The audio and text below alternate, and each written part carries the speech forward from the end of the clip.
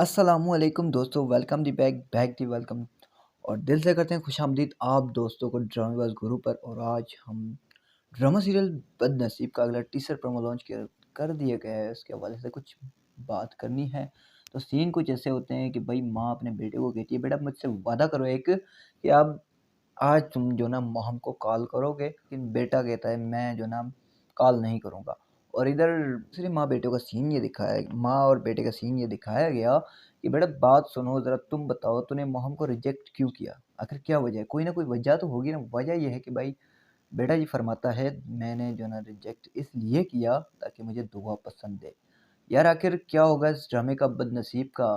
पहले अमजद चाचू, शहजाद भाई और इधर अब पता नहीं क्या से क्या, मतलब स्टोरी कहाँ से स्टार्ट हुई है और कहाँ तक टर्न हुई है।